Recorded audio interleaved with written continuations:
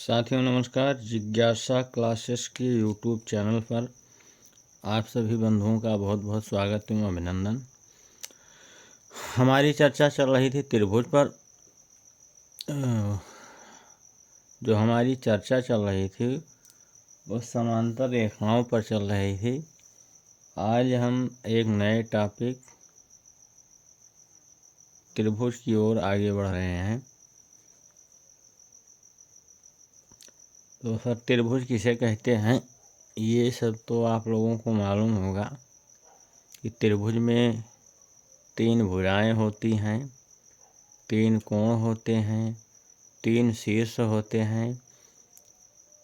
ये थोड़ी थोड़ी बातें तो आप सभी को मालूम होंगी छोटे क्लासों से। तो चलिए शुरू करते हैं। त्रिभुज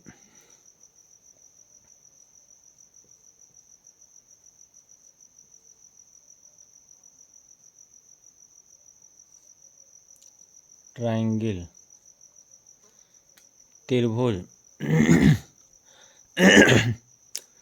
3 भुजाओं से घिरी बंद आकृति। 3 भुजाओं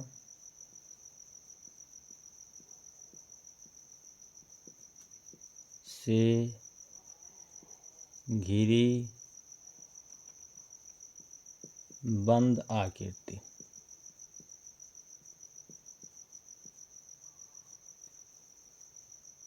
तीन भुजाओं से घिरी बंद आकृति को हम त्रिभुज कहते हैं।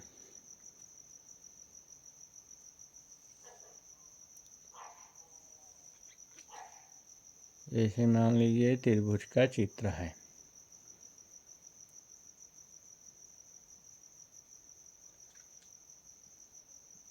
ये बिंदु बी हो गया और ये बिंदु सी हो गया। 3 भुजाओं से घिरी बंद आकृति को हम त्रिभुज कहते हैं। अब त्रिभुज में भुजाएं कितनी होती हैं? जैसे मान लीजिए एक भुजा ये हो गई, दूसरी भुजा ये हो गई, तीसरी भुजा ये हो गई। तो कितनी भुजाएं हो गई? 3 भुजाएं। तो भुजाएं कितनी होंगी? भुजाओं की संख्या 3 हो गई। भुजाएं कितनी हो गई? 3 हो गई। शीर्ष ये हो गया शीर्ष 1 नंबर, ये दूसरा नंबर शीर्ष, और ये है बिंदु सी तीसरा नंबर का शीर्ष। तो शीर्ष कितने हो गए? 3 शीर्ष हो गए। तो शीर्षों की संख्या कितनी हो गई? 3।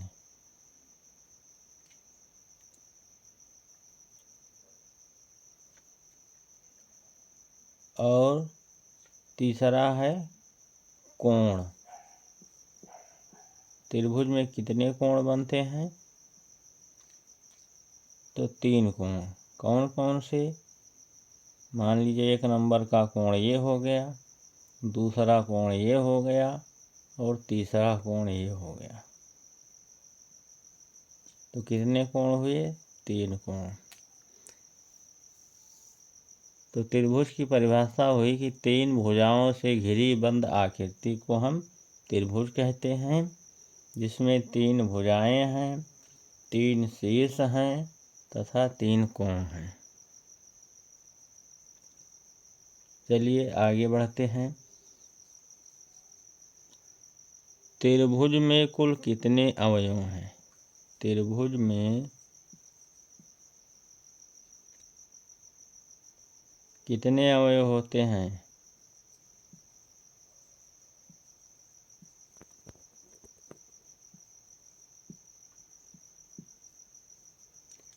त्रिभुज में कुल 6 अवयव हैं। ये 6 कौन कौन से अवयव हैं? 6 अवयव। 6 अवयव में 3 तो हो गई इसकी भुजाएं,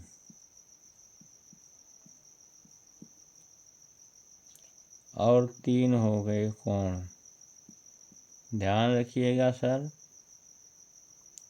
शीर्षों की संख्या को अवयवों में नहीं गिना जाता है। त्रिभुज के अवयव में शीर्षों की संख्या को नहीं गिना जाता है।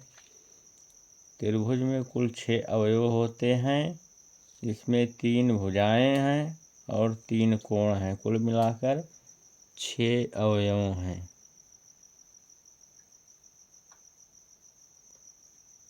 अब बताइए कि त्रिभुज की रचना करने के लिए, त्रिभुज की रचना करने के लिए, त्रिभुज की रचना करने के लिए कम से कम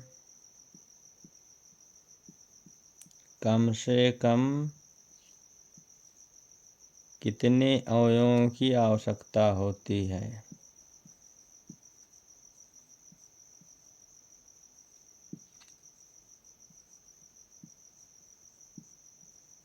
त्रिभुज की रचना करने के लिए कम से कम कितने अवयवों की आवश्यकता होती है? इसका जवाब है 3 अवयव। कैसे?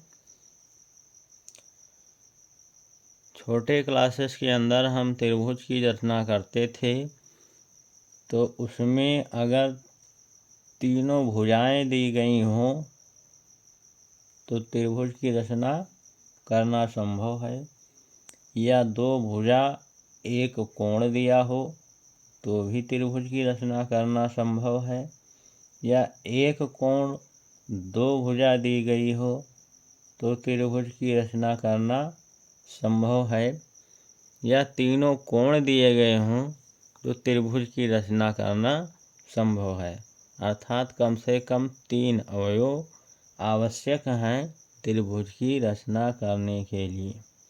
तो त्रिभुज की रचना करने के लिए कम से कम कितने अवयवों की आवश्यकता होती है? 3 अवयवों की। चलिए आगे बढ़ते हैं। त्रिभुज के तीनों अंतःकोणों का योग कितना होता है? त्रिभुज के तीनों अंतःकोणों का योग, त्रिभुज के तीनों अंतःकोणों का योग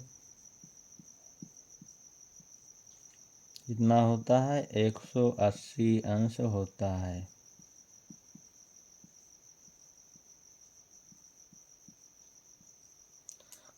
अंतःकोणों का मतलब कि त्रिभुज के अंदर बनने वाले कोण। अंतःकोणों का तात्पर्य त्रिभुज के अंदर बनने वाले तीनों कोणों से है। जैसे मान लीजिए कि यह त्रिभुज है,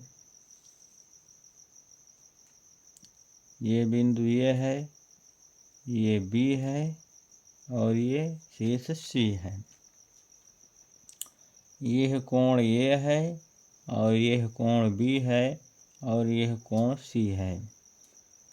तो इन्हीं कोणों के का योग जो है वो 180 अंश होता है। कौन कौन से? कोण ए प्लस कोण बी प्लस कोण सी। इन तीनों कोणों का योग जो है वो 180 अंश के बराबर होता है। यानी त्रिभुज के तीनों अंतःकोणों का योग 180 अंश के बराबर होता है। चलिए आगे बढ़ते हैं। त्रिभुज के तीनों बहिष्कोणों का योग कितना होता है?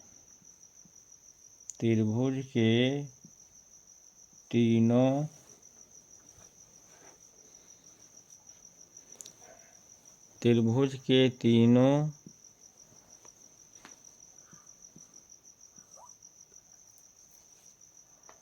बहिष्कोणों का योग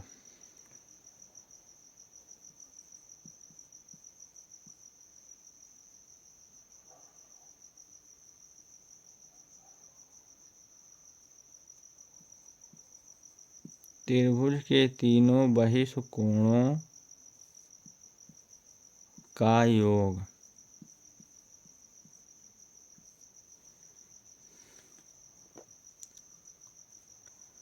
त्रिभुज के तीनों बहिष्कोणों का योग कितना होता है?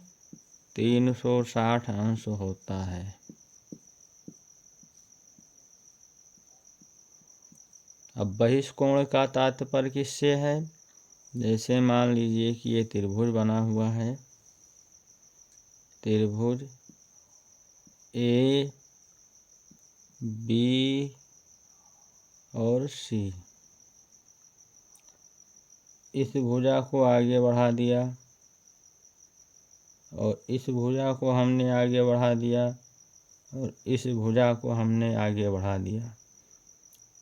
तो यह बिंदु सी पर यह जो बाहर का कोण है इसको हमने यक्स कह दिया और यह बाहर का कोण इसको हमने वाई कह दिया और ये बाहर का कोण इसको हमने जेड कह दिया। तो ये तीनों बहिष्कोण कहलाएंगे और इनका योग 360 अंश के बराबर होता है। यानी x plus y plus z का योग 360 अंश के बराबर होता है। तो ध्यान रखिएगा, त्रिभुज के अंतःकोणों का योग 180 अंश होता है और त्रिभुज के तीनों बहिष्कोणों का योग 360 अंश होता है। अब बहिष्कोणों का योग 360 त्रिभुज में भी होता है, चतुर्भुज में भी होता है, पंचभुज हो या षटभुज हो, बहिष्कोणों का योग हमेशा 360 अंश होता है। लेकिन अंतःकोणों का योग केवल त्रिभुज में 180 अंश होता है। चलिए आगे बढ़ते हैं।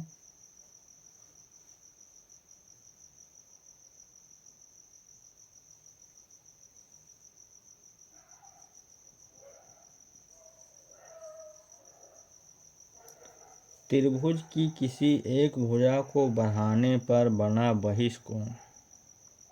त्रिभुज की किसी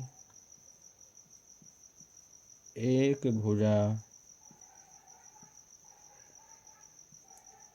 को बढ़ाने पर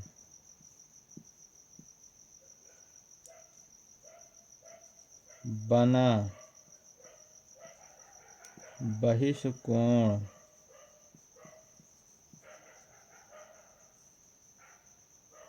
अंतराभिमुख अंतःकोणों के योग के बराबर होता है।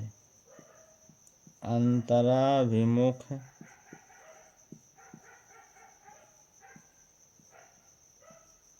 अंतःकोणों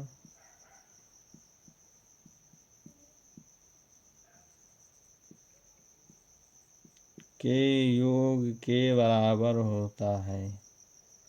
योग के बराबर होता है।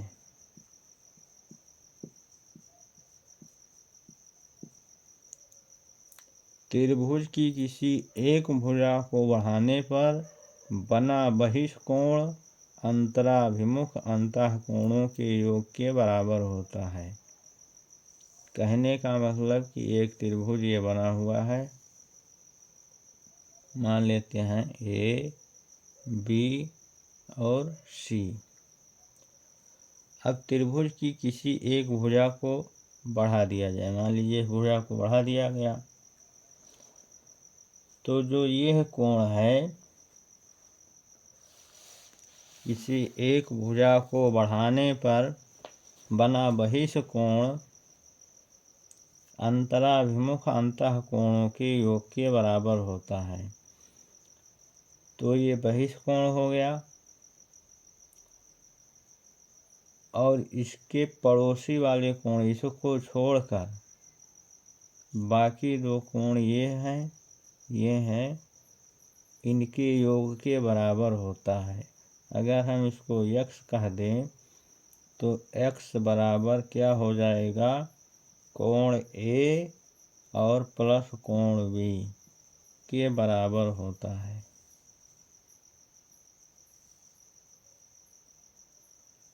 जैसे एक एग्जाम्पल देखते हैं, इसी पर आधारित मान लेते हैं कि एक त्रिभुज है। इस भुजा को बढ़ा दिया गया।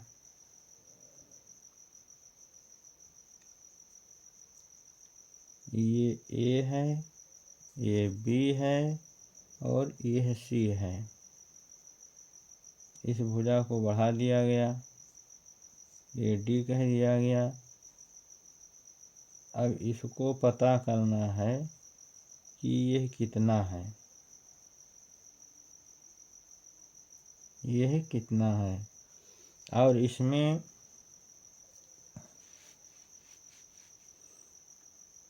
इसको हम x कह दें, इसको हम x कह दें।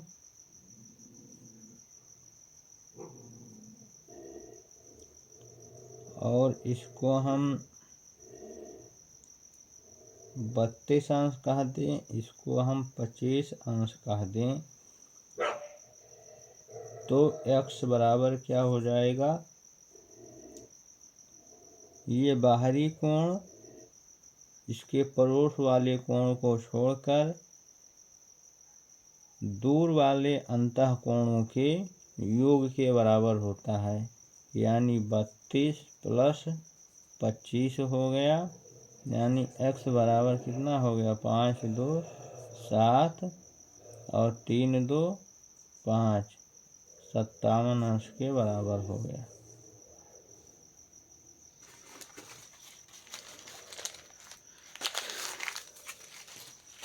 चलिए आगे बढ़ते हैं, त्रिभुज में कुछ और कॉन्सेप्ट देखते हैं।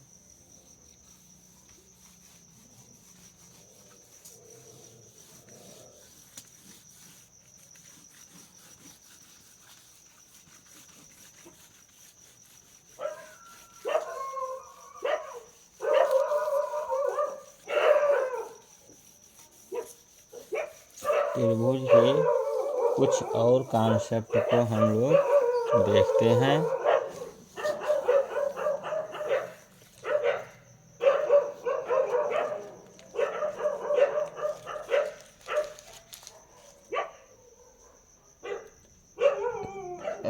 त्रिभुज में जो है बराबर भुजाओं के सामने वाले कोण बराबर होते हैं।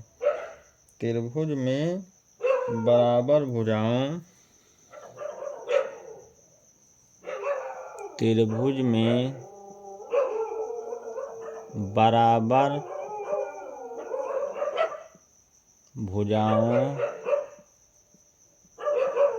बराबर भुजाओं के सामने,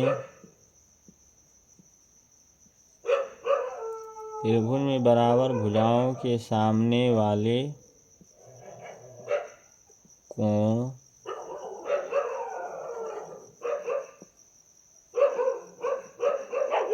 बराबर होते हैं। बराबर भुजाओं के सामने वाले कोण बराबर होते हैं। मान लीजिए कि एक त्रिभुज है, A B और ये हो गया C। यह भुजा और यह भुजा बराबर है, तो बराबर भुजा के सामने वाला कोण, इस भुजा के सामने यह कोण, इस भुजा के सामने यह कोण और इस भुजा के सामने यह कोण आपस में बराबर होंगे। कौन कौन? अब भुजा AC के सामने वाला कोण B और भुजा AB के सामने वाला कोण C। यहाँ पर क्या होगा, कोण B बराबर कोण C होगा। क्यों होगा? क्योंकि AB बराबर है AC के। भुजा AB जो है वो AC के बराबर है। भुजा AB जो है वो AC के बराबर है, तो कोण B जो है वो कोण C के बराबर होगा। बराबर भुजाओं के सामने वाले कोण जो है वो बराबर होते हैं। अब चाहे इसी का उल्टा कह दें कि बराबर कोणों की सामने वाली भुजाएं बराबर होती हैं। अगर कोण बराबर हैं तो उसकी भुजाएं भी बराबर होंगी। अगर भुजाएं बराबर हैं तो कोण भी बराबर होंगे।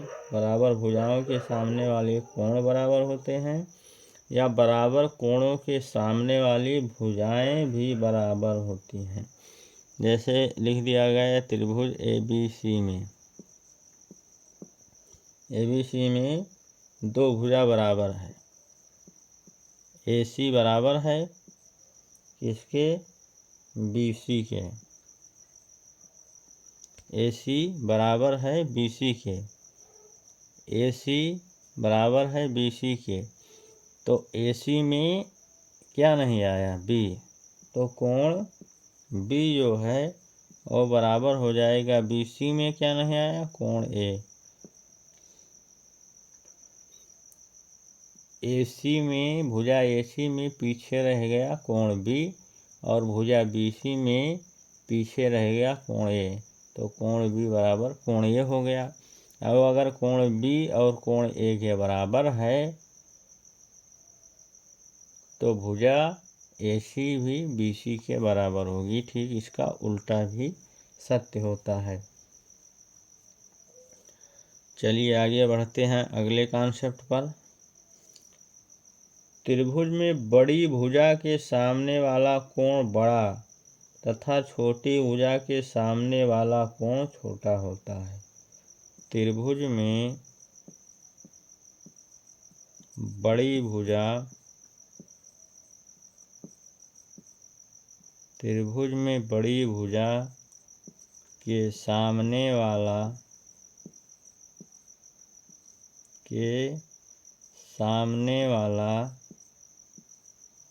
त्रिभुज में बड़ी भुजा के सामने वाला कोण बड़ा तथा छोटी भुजा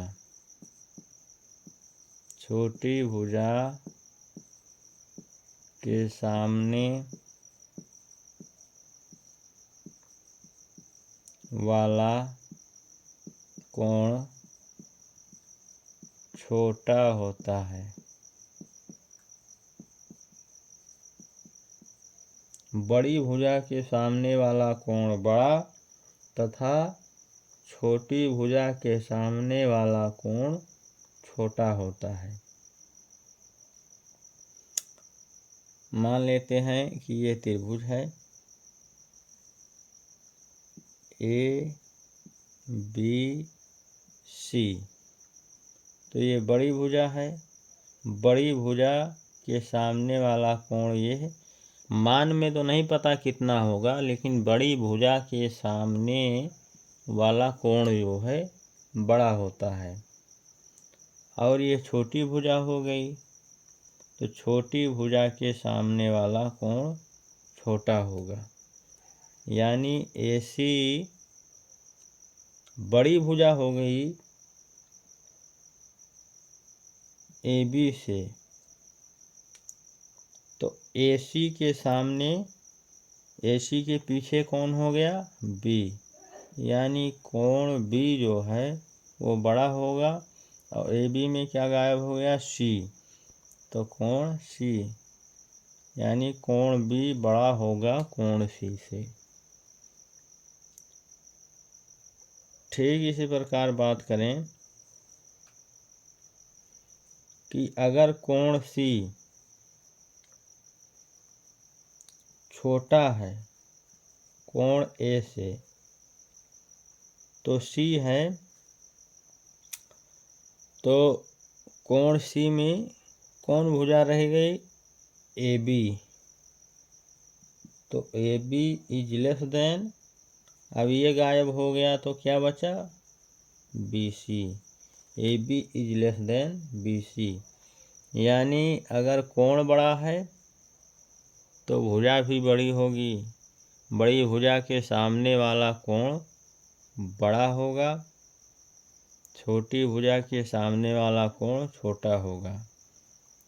अगर कोण बड़ा है तो उसके सामने वाली भुजा बड़ी होगी, अगर भुजा बड़ी है तो उसके सामने वाला कोण बड़ा होगा। कहने का तात्पर्य है। चलिए आगे बढ़ते हैं अगले कॉन्सेप्ट पर। त्रिभुज में किन्हीं दो भुजाओं का योग तीसरी भुजा से सदैव बड़ा होता है। त्रिभुज में किन्हीं दो भुजाओं का योग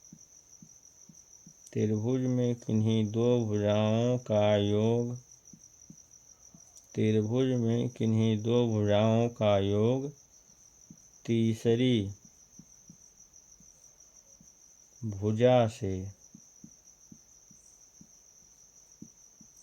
सदैव बड़ा होता है। त्रिभुज में किन्हीं दो भुजाओं का योग तीसरी भुजा से सदैव बड़ा होता है।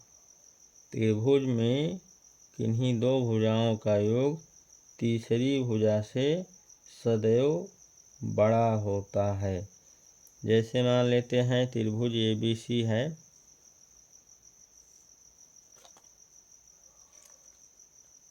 इसमें तीन भुजाएं होंगी, AB प्लस BC। ये दो भुजाएं हो गई। इन दो भुजाओं का योग तीसरी भुजा AC से हमेशा बड़ा होगा। या त्रिभुज की दो भुजाएं होंगी AB और प्लस AC।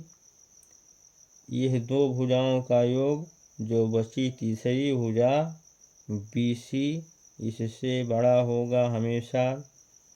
या BC प्लस AC, यह दो भुजाएं हो गई। इन दोनों का योग हमेशा बड़ा होगा तीसरी भुजा AB से। यह तीन कंडीशन हो सकते हैं। दो भुजाओं का योग हमेशा तीसरी भुजा से बड़ा होता है। तो ये तो रहे त्रिभुज पर कुछ कॉन्सेप्ट, त्रिभुज पर आधारित। अब चलिए कुछ प्रश्नों की बात कर लेते हैं त्रिभुज पर आधारित। एक आध प्रश्नों की बात कर लेते हैं।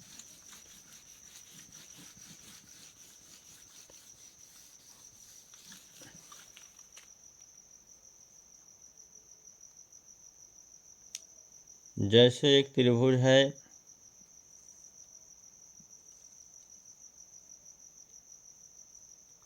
ABC,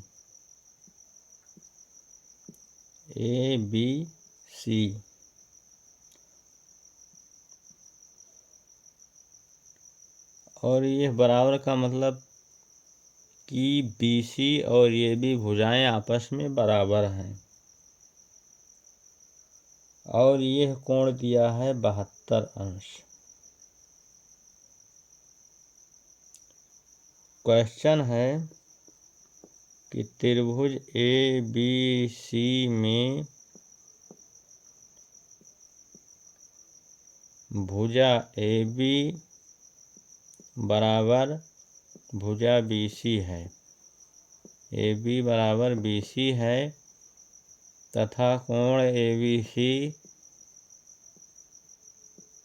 72 अंश है। तो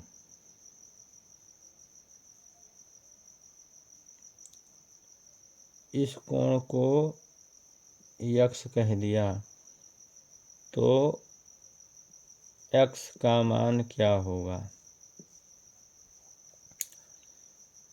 तो हमारा कॉन्सेप्ट है त्रिभुज का कि बराबर भुजाओं के सम्मुख कोण बराबर होते हैं। तो इस भुजा के सामने यह कोण और इस भुजा के सामने यह कोण आपस में कैसे होंगे? बराबर होंगे। तो ये यक्ष है तो ये भी यक्ष हो जाएगा।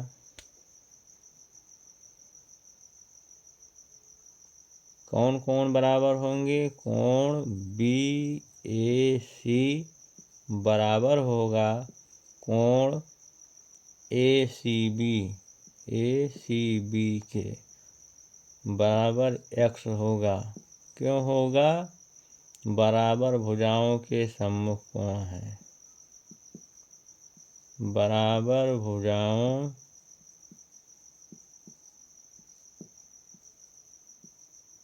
के सम्मुख कोण है।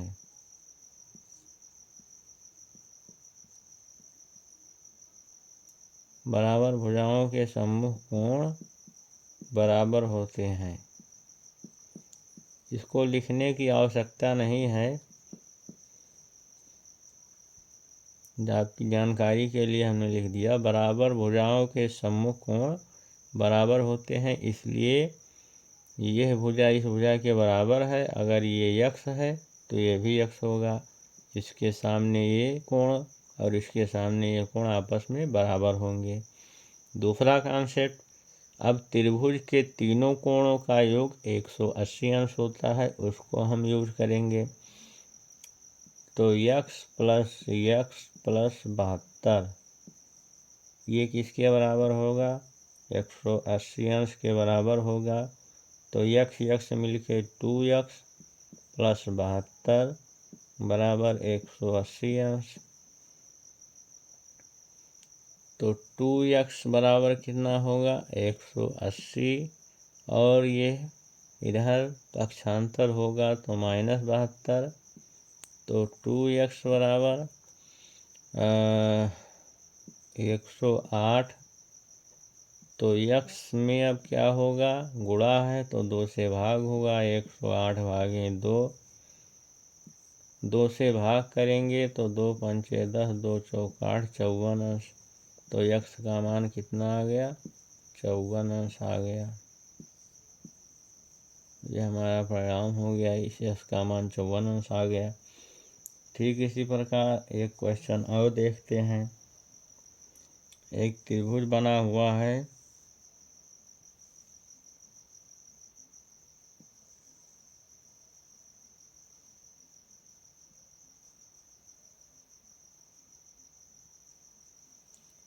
इस तीर का मतलब क्या हुआ था कि ये समांतर रेखाएं हैं।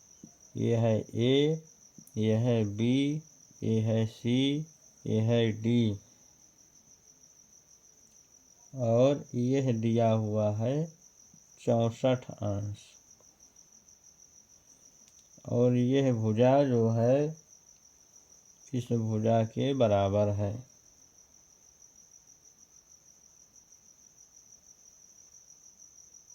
यहाँ पर क्या दिया है? त्रिभुज ABC में DA पैरेलल है BC तथा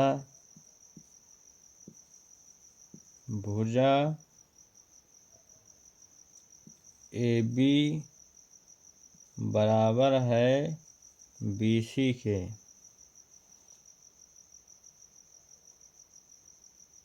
तो यक्ष का मान ज्ञात कीजिए। और यक्ष कितना दिया हुआ है? ये 64 नहीं दिया है, 64 अंश इसका मान दिया है। यह 64 अंश दिया है और ये यक्ष है। यक्ष का मान पूछ रहा है। तो यहाँ पर DA पैरेलल है, DA समांतर है BC के, ये दिया है। तो ये जेड आकृति में बन रहा है। जब समांतर रेखाएं हैं तो ये एकांतर कोण है। तो कोण DAB बराबर होगा कोण ABC। यानी यह कोण और यह कोण बराबर होंगे। क्यों बराबर होंगे? क्योंकि ये एकांतर कोण है।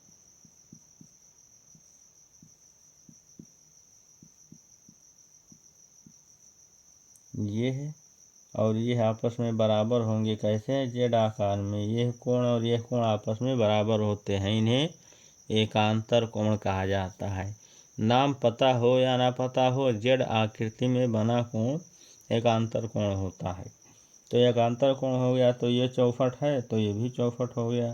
तो DAB 64 है, तो इसी के बराबर ये भी हो गया, तो ये भी 64 हो गया। तो ये भी 64 अंश का हो गया। और दो भुजाएं बराबर दी गई हैं। भुजा AB बराबर है भुजा BC। तो बराबर भुजाओं के सम्मुख कोण बराबर होते हैं। तो इस भुजा के सामने यह कोण हो गया और इस भुजा के सामने यह कोण हो गया, तो ये आपस में बराबर होंगे, तो ये भी x हो गया, बराबर x हो गया। अब लगा देंगे त्रिभुज के तीनों अंतःकोणों का योग 180 अंश होता है, उसका प्रयोग करेंगे। तो x प्लस 64 बराबर 180 अंश हो गया। तो x मिलके 2x प्लस 64 बराबर 180 अंश हो गया। तो 2x बराबर 180 माइनस 64, तो 2x बराबर, अब 64 घटा देंगे तो यहाँ पर बचेगा 6 और ये 7 116। अब 2 से भाग करेंगे, इधर गुणा है तो भाग में चला जाएगा। 116/2, तो 2 पंचे 10 और 2 अट्ठे 16। तो x बराबर कितना आ गया? 58 अंश। तो x का मान 58 अंश आ गया। तो यह कोण 58 होगा और ये भुजाएं बराबर हैं तो ये भी 58 होगा, यानी ये दोनों कोण 58 अंश होंगे। तो इसी के साथ आज के वीडियो को हम यहीं समाप्त करते हैं। अब मिलेंगे अगले वीडियो में। तब तक के लिए आप लोगों का बहुत बहुत आभार, धन्यवाद, नमस्कार।